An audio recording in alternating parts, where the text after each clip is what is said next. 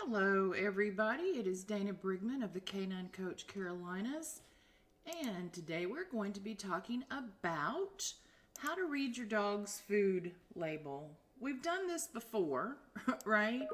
We've done this a few times, and I wanted to just share it again for people that are new to our group. I'm doing the wrong thing. And give you a little bit of background on how to read your dog's food label. Because a lot of us are falling into the marketing hype, right? Marketing companies have gotten really smart about trying to play on things that are buzzwords, keywords, things that they think dog mamas and dog dads want to hear. And we're falling for it in a lot of cases. And I want to show you, I can't figure out the new Facebook, for goodness sakes, I hate it. I want to help you take a look at your own dog food, whether that is canned dog food or, or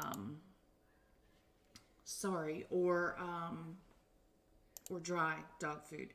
I really am hoping that most of you will truly consider thinking about moving to a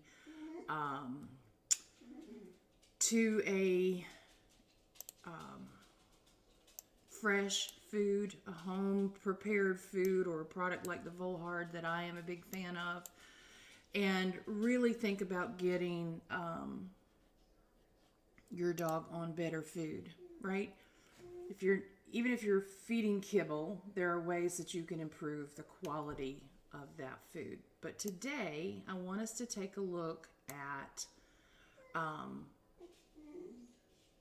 this specific food. So this is actually it is one of the so-called higher end brands of food. And it's what the puppy that I had here for a few days was eating. So this is a puppy food. This is specific blend for puppies. So things may be different when you look at a food product for an adult dog. So let's start with the guaranteed analysis. And if you want to follow along in my blog, caninecoach.dog/blog, you can look for Read the Dog Food Label. And this article is going to pop up that walks you through all of this, right? So looking at the guaranteed analysis, we see 4 areas: crude protein, crude fat, crude fiber, and moisture. What does it mean to be crude, right? It means it is not yet processed. It is the amount of material in that category, protein, fat, or fiber, before it has been cooked, refined, processed, or the moisture extracted out of it, right? So remember, when we're cooking, when we're processing these foods, all that moisture gets removed, basically, and then we have to add moisture back in. So this is a number that specifies a minimum amount of material in the recipe or in the ratios, right? It actually, because it's a crude number, might be higher. It won't be lower. This is a minimum, but it might be higher. But we can use this as our basis for a good starting point or a good analysis, right? So crude protein, crude fat, crude fiber, moisture, you add those numbers up, subtract that number from 100, and you're going to have a rough estimate of how much carbohydrate is in that bag. So let's do a little math here. 27 plus 18 plus 6 plus 10 is 61. 61 subtracted from 100 leaves 39% carbohydrate. 39% carbohydrate. Friends, I see in adult food sometimes that carbohydrate number up around 50 and 60%. So in a puppy recipe, we're typically going to see more protein, right? We're going to see more fat, which means the carbohydrate ratio may actually be a little bit lower, all right? So you can see that documented in my blog. If you are looking at this from a canned food perspective, we can typically expect that canned food will have less carbohydrate in it. It's certainly going to go in with more moisture. So we often see numbers as high as 70 to 80% moisture.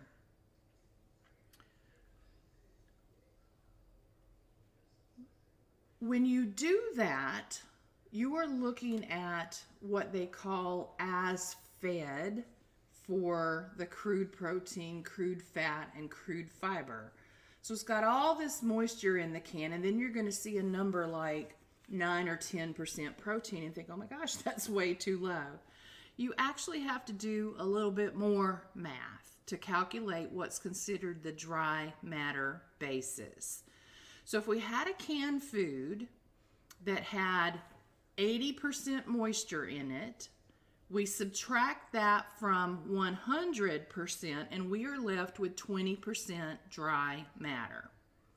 You then divide that number into the crude protein, the crude fat, or the crude fiber. So if you had 9.5% crude protein on a can of food, you would then be at 47.5% protein on a dry matter basis in your can of food. Now, that's going to typically be significantly higher than the protein numbers you see in a dry food. Canned food is also going to be much higher in calories as a result of this and a result of the higher fat, for example. And so it's something to be very, very careful about. So a lot of people tell me I add canned food to my dog's dry food because that's the only way he'll eat it. Or we think we are upgrading the quality of the food. We're adding more nutrition, and we're not necessarily adding better nutrient, right? We might be adding more protein. We are certainly adding more moisture. Moisture is a good thing. I tell my kibble feeders, add a little bit of moisture to your food, even the dry kibble. When we add a product like the Endurance, which is a vitamin mineral supplement, we stir that in with a little water. Water going in the body at the same time that food goes in helps the digestive system get started on the digestive process a little bit better. Because if it all goes in dry, we've all seen it come out in those same big chunks, right? As if the dog didn't chew, didn't break it down, and the body didn't break it down hours later. To begin the digestive process of dry kibble, the body has to pull moisture into the digestive system from other organs of the body. Think skin, kidneys, liver, heart, and so on, to pull enough moisture into that digestive process to start breaking down those foods. It has to have moisture to do that. So moist food is better in that regard. It goes in moist, so it doesn't create this thing called organ robbing to find all that moisture. But the quality of the ingredients is really nothing more than wet canned food. It's not significantly better in nutrient in most cases, all right? So important for you to understand that. Now, let's take a look. See if I can blow this up again. Let's take a look at the actual ingredients. And I just asked a question the other day of how many protein sources do you see? We often now are smart and are looking for the first ingredient to be a protein source, right? Marketing companies have figured out that we're starting to look for that. The way a bag is structured, the way a bag is labeled is the single largest ingredient must be first. And then they are in order of how much total amount of anything is in the recipe. What we have to do is go find all the places that might show up in other ingredients. And what we start to see is that our protein becomes a blend now of not only perhaps other proteins, but plant-based materials are contributing to our protein source. So we see beef, we see pork, meat, meal. Now I'm going to come back to that in a minute. Peas, source of protein. Lentils, source of protein. Chickpeas, source of protein. Dried egg product, source of protein. Pork fat is where our fat is going to come from, so it won't be the protein in and of itself. Pork liver, organ meat is typically significantly higher ounce for ounce, pound for pound than other protein sources would be. So while this won't be a significant amount of protein, this low on the bag, it is contributing to your total protein count. All right. Then we wind up with cheese, probably some protein there. Lamb, we wind up with protein in that. And so we had at least 1, 2, 3, 4, 5, 6, 7, 8, 9, at least 9 sources of protein. Now let's keep looking at our protein for a minute, right? Pork, meat, meal. What does that mean? So I'm going to go back over here. Whoops, I thought I was. All right, computer is trying to be smarter than I am today. Let's look at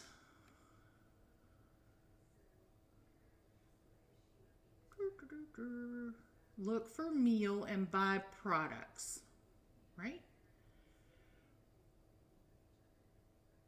Meat meal. Meat meal. That does not necessarily mean byproduct, right? That's a different term. But meat meal is generic labeling and might be from roadkill, zoo animals, deceased livestock, or other deceased animals. That's not cool, y'all. Meat meal is not necessarily a good thing. It is pieces and parts of stuff that's left over from other animal sources, perhaps even from protein sources that were once human grade. It's everything that's left. And so you can get a significant amount of protein out of a meal product without it being muscle meat or lean meat or, you know, the what we would consider the healthy meat at all. So byproduct is one thing. Yep, it can even be the parts that we would never think about eating. Now, granted, if your dog were eating prey, it's going to eat everything. So not necessarily terrible, but in this case of the dog food industry, in some of our foods, and I'm not saying it's in this particular brand, I do not know, nor can I really tell from this bag, but it's all the pieces and parts, whether that animal was healthy or not. Okay. Meat meal is a whole different category of things, and it could be animal parts, whole animals that just simply are not a healthy animal to eat. So when you see something like beef meal, duck meal, fish meal, and in this case ours was pork meal, you're getting what was left over. Everything that was left over after all the processing, it then gets dehydrated and becomes a powder and is an extremely high source of protein.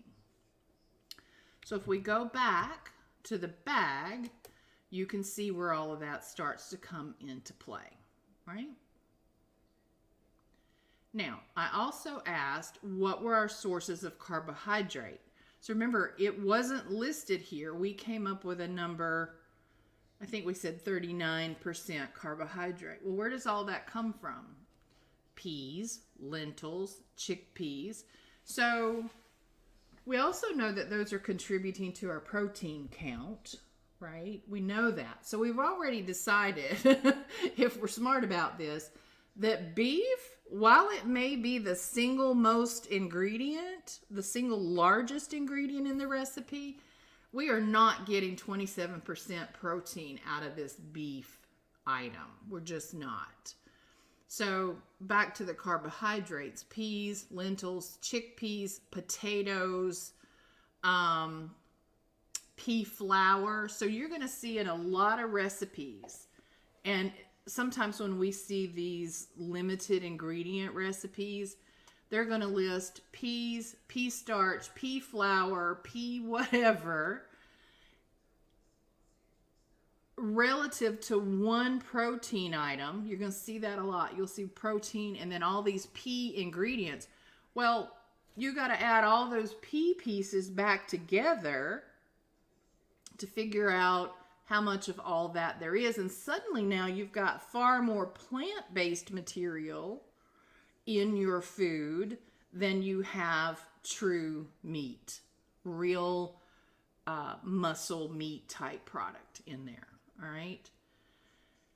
Now, other things to take a look at would be, where does salt fall on the bag, right? So remember I said things were listed in order of their percentage. Labeling standards, recipe standards, those governing bodies that suggest what minimum what minimum requirements for our dog food should be, say that there can be no more than 1% salt in a recipe. Okay, so how much carrots are really in there? Lettuce, celery. What is lettuce doing for us? Really, probably a little bit of fiber, right? Not a lot of nutrient. We know that from eating our own salads. Lettuce doesn't give us a boatload of nutrient, right? But now we're down around 1% at this point on the bag. 1%, which means everything that comes after it is less than 1% of the recipe. What you're going to see on a lot of bags is this is where they start to list blueberries and carrots or other fruits, and they're going to, if they come after the salt piece of the puzzle, I typically say they waved a blueberry at the bag and claimed that it was in there, right? It might be in there, but it is such an insignificant portion of the recipe that it might not be giving you the nutrient makeup that you think you were truly given to your dog. So are blueberries good for our dogs? Totally. There's a blog article that I have about that.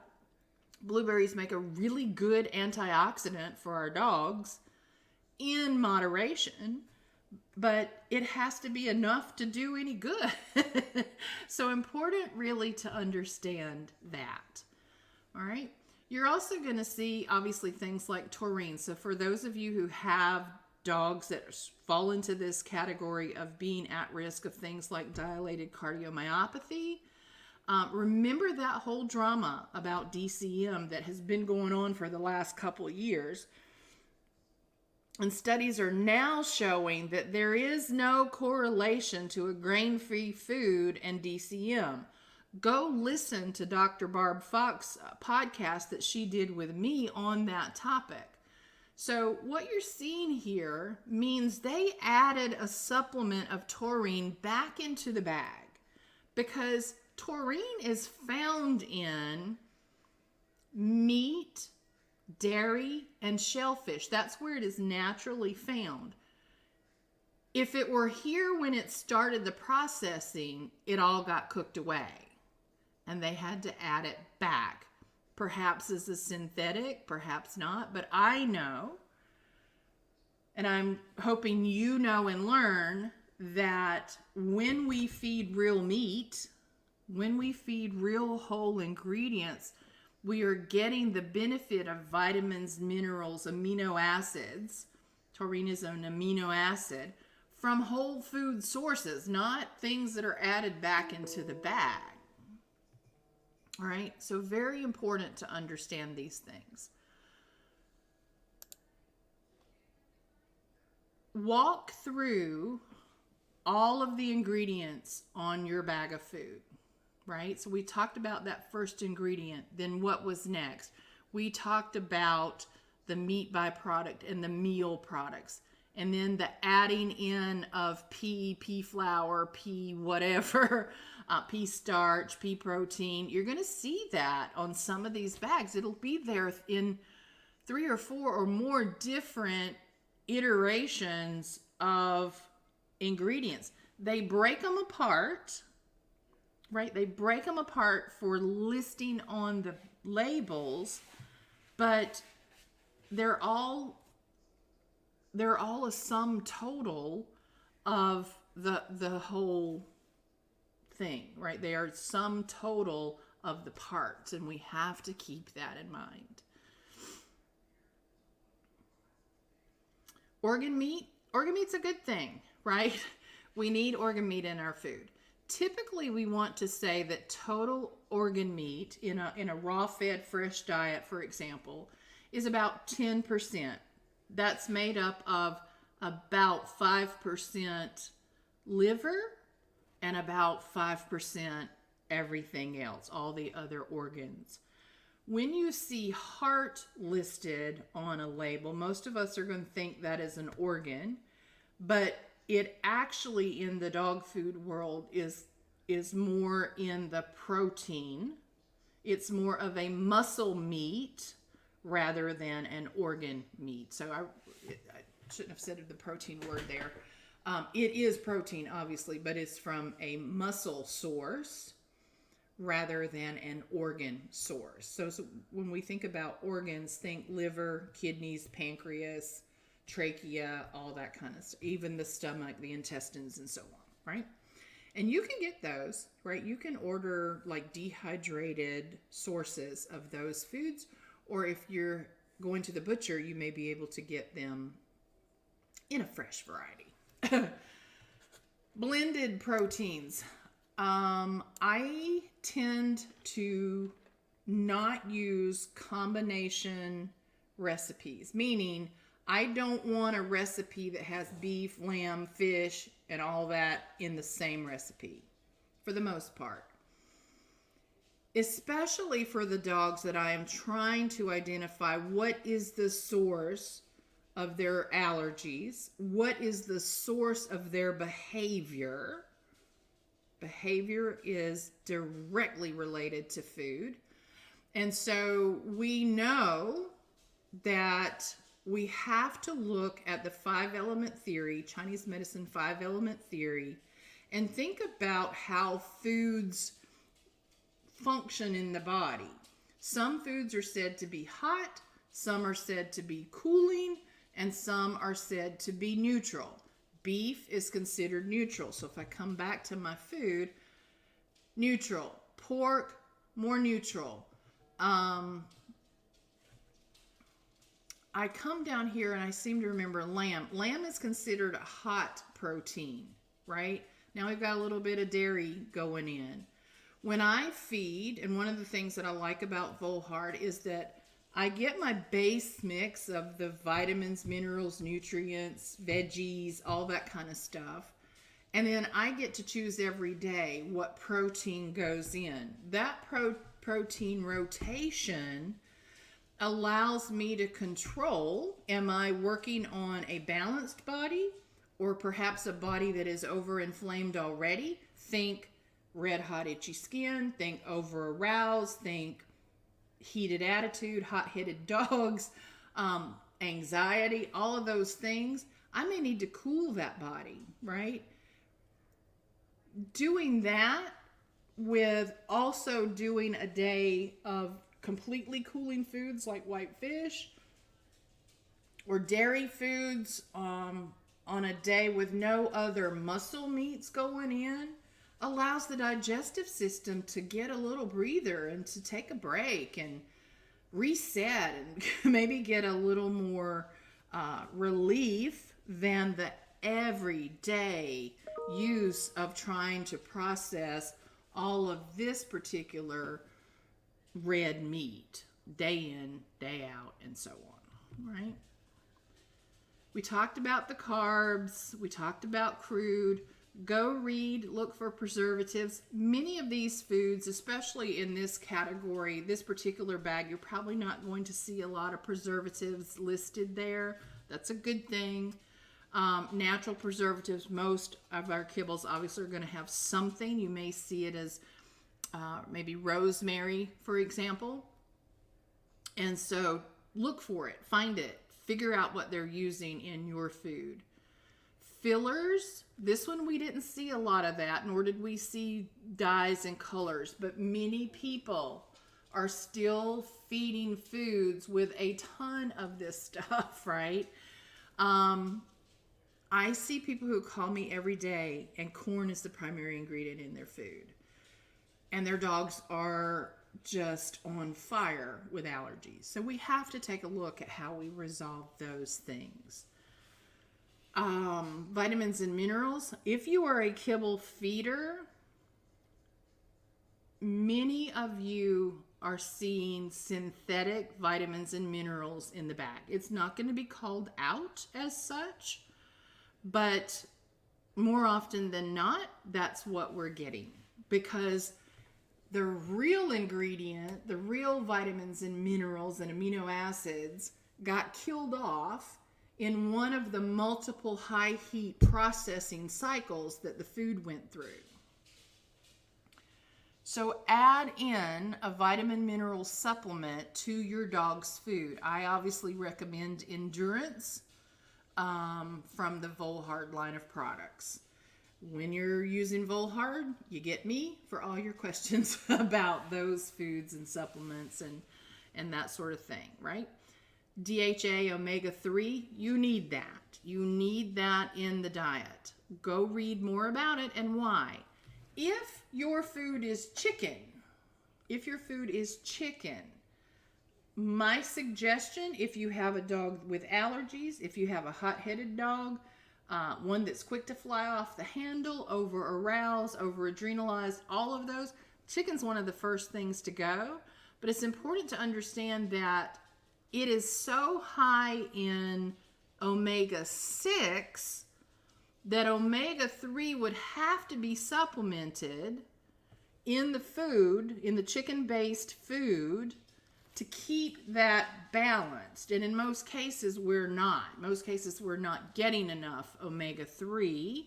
So we think of omega-3 as fish oil. It comes in other forms like safflower oil. There are other things that we can do. I have a dog that's allergic to fish in my client base, so we make other adjustments. But remember, well, I shouldn't say remember, you might not know yet. We can be allergic to a protein source and not its oil. So that's an important distinction to think about as well. Now, some dog mamas are like, I'm not risking it. I've seen what happens to my dog when they eat fish, so I'm certainly not going to try a fish oil. But being allergic to a protein source does not mean we are allergic to the oil itself, for example. But there's a whole discussion about omega-3, sourcing your omega-3, quality of your omega-3, and its shelf life. You're going to read about polyphenol. I don't think we saw, let me back up. Polyphenols, they're good things, antioxidants. We tend to see them, apples, carrots, broccoli, berries, other fruits. So we saw carrots, but I don't remember seeing much else in this category, right? Pro and prebiotics, we need them. I recommend them certainly to all of the adult dogs. You may see some listed on a bag. You may see some listed on the label in a dry dog food. I don't know that that is our best source of pre and probiotics, especially when we have dog foods that have a risk of becoming rancid before we use the entire bag. There's a whole lot of issues with the shelf life of an open bag of dog food. And so that's a little bit of concern for me. Interestingly enough, you will see pea flour is listed as a source of prebiotic, right? We saw that. But again, I'm not convinced in most cases that we are getting enough gut health support out of a dry dog food. Fats, we have to add them. In most cases, they have been added back to the food after the cooking process. So have you seen the video of the German Shepherd where he's got a ball in his hand and the advertiser's talking about sprayed on flavor? It's kind of what's happening here, right? And so one issue that we can see in some brands of dog food is they're actually adding back in a rendered fat. Now, a good animal fat is a great thing, right? We need good animal fats. Why not let it be part of the fresh food? Fresh meat with its attached fat, right? If we are feeding leaner foods like lean turkey or lean fish, sometimes even in our fresh foods, we have to add fat back to the food because it wasn't there to start with. Not because we cooked it out, but because it was never there in a lean protein source. And we can do that in the form of things like grass-fed butter, ghee, tallow, and so on. I mentioned earlier the moisture robbing discussion. Here's a little bit more about that. So this is a lot. So we were looking at a bag of puppy food and whether or not this gives us what we think we're buying. That's kind of the key, right?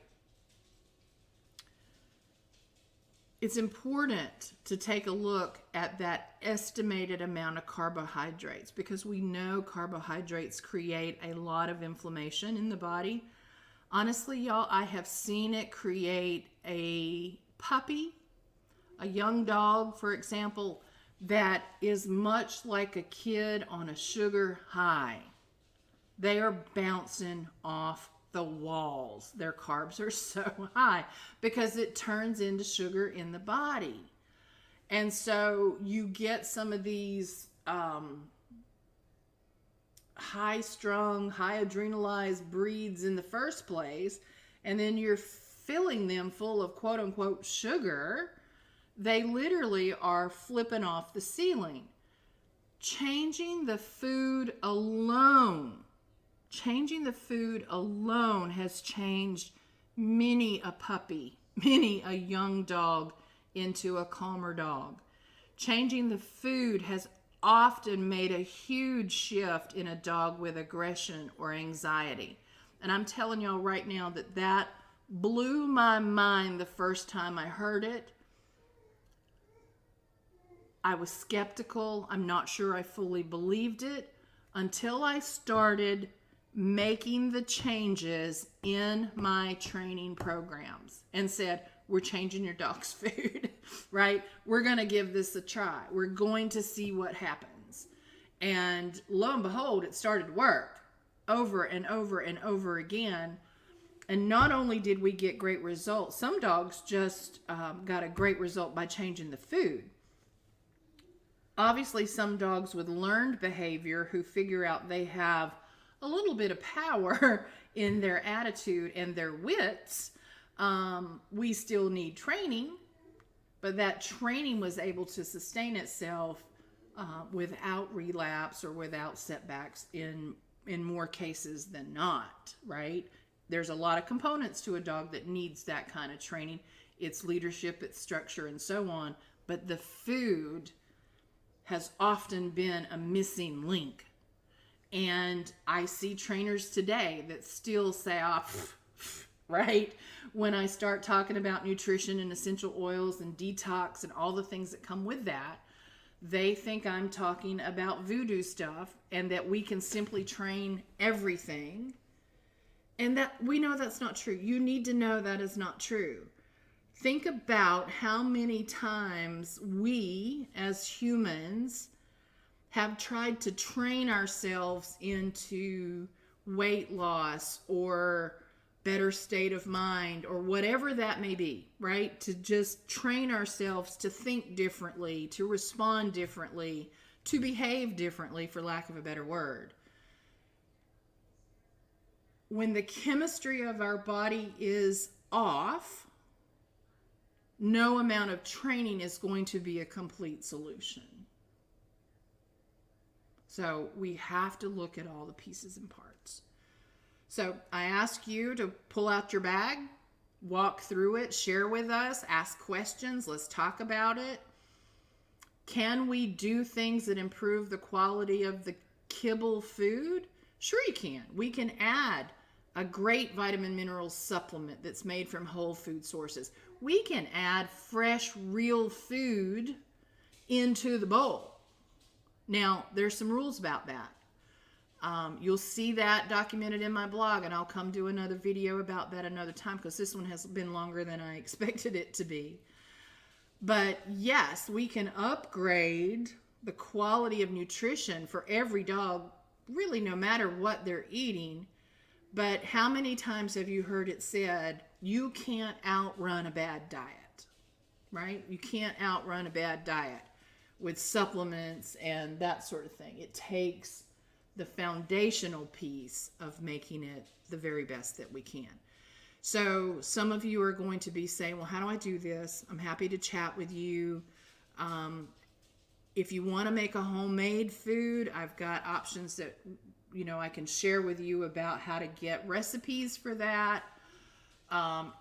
If you're like me and don't want to calculate every day or every week and build a recipe and source out all the ingredients like the organ meat and the protein sources and all the veggies and all the processing of maybe roasting or steaming those vegetables, it's really not hard, but I don't cook for myself. So although I have been cooking for Howie lately with his veggies. He's still getting raw meat, but we are doing a little more steamed veggie mix for him. But there are options, and they don't have to be ridiculously expensive. It may feel that way going in, but when we're able to offset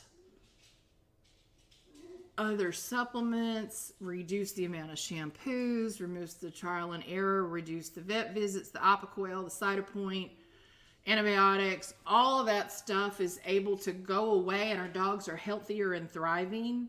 The cost is way better than you ever thought it may be. And I can help you do this in an affordable way.